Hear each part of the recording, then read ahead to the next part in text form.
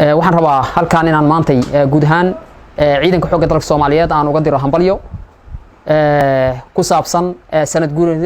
guuradii 6aad ee aasaaskii ciidanka xoogga dalka Soomaaliyeed ee ku beegan maanta taariikhdu tahay 12ka bisha Abriil. waxaan rabaa inaan dhaho guud ahaan ciidanka xoogga dalka Soomaaliyeed saraakiil xigeenka dableyda iyo alifleyda xaasaskooda iyo caruurtooda hambalyo runtii waa maalin aad noogu weyn ku weyn ummadda Soomaaliyeed ku weyn qaranka Soomaaliyeed runtii ciidanka xoogga dalka Soomaaliyeedna iyo dadka Soomaaliyeedna kule xusiis gaar ah waxaan leeyahay markaa hambalyo runtii sanad guuradan runtii muhiimiyad gaar ah ay leedahay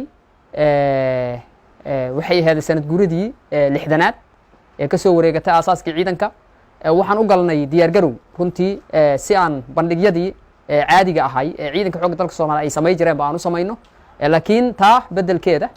anigoo fulinayna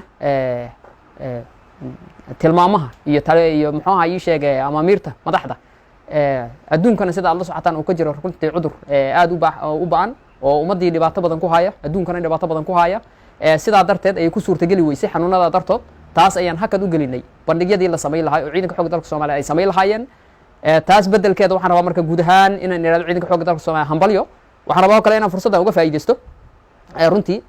waxaad la socotaan ciidanka xoogga dalka Soomaaliyeed inay ku jiraan howlgallo qayb ka ah waajibaadka ay qaranka u hayaan howlgalladaas oo runtii